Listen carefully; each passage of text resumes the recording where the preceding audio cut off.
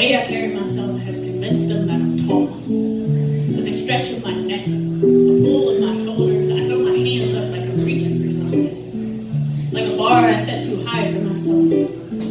Because if I could just show them that I can grow to the size of my perfection, then they won't see that I actually just grew to the size of my grief. Thought I tried on for size, even though not many things fit me. Even though this world wasn't made for me, even when my own skin doesn't fit me. A whopping 5 feet of body, but I grew an extra inch of clever, an extra inch of width, an extra inch of desperation, an extra inch of survival, an extra inch for the times when the boys said that if I wanted to play, I'd have to keep up. Didn't say that to the boys who couldn't keep up, an extra inch of bronze muscle to prove to my mother I could be someone else.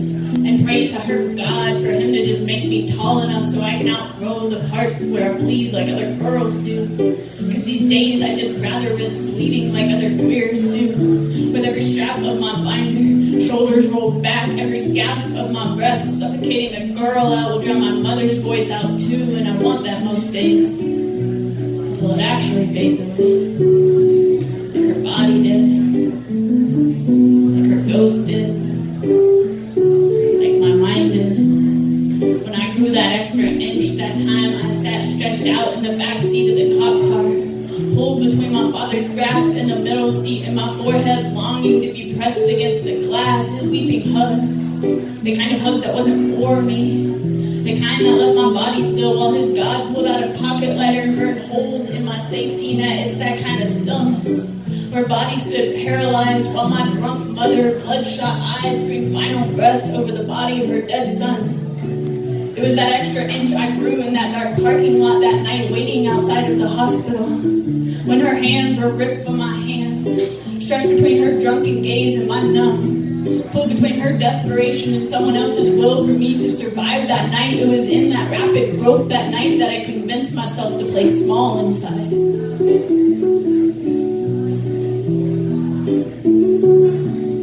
But I watched myself outgrow this part. That box I made for myself. Lined with barbed wires and no trespassing signs. Guard dogs in a secret entrance, the one that no longer fits and nobody can tell me why. The one I know as a place already outgrown so I can find the places I deserve to inhabit. Like a summer night under blankets of stars, or a moving sidewalk under dancing feet, or the space under the moon that won't stop watching, like my softening gut. Like my bones filling with a mother's soft voice reading me to sleep, because my grief is not a fairy tale but a singing place calling me to come home. So if I were to grow to the size of my grief, I would actually grow to the size of the search for my truth. Like a map to freedom in my skin, or one step closer to letting my bones off the hook, or something that sounds dreamy but certainly doesn't feel that way all the time. I would grow to the size of the cry of that itching thing I've felt for a while but never had the courage to scratch. Never had the strength to reach my hand to body with every ounce of patriarchy grip pulling it away. Or I'd grow to the size of the one step forward I take even with my own mother's grief tied to my ankles, like that ball and chain I was gifted as a forgotten child longing for freedom. Or I'd grow to the size of what it would be like to breathe.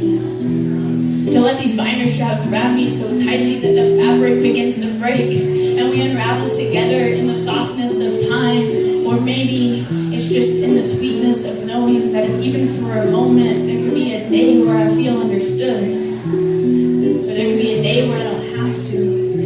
Because even in the opacity of this world there is love, and maybe I don't have to be understood to be loved, and maybe I don't have to keep adding inches of grief because numbers become irrelevant when time slips away and the clock breaks and the oceans fade.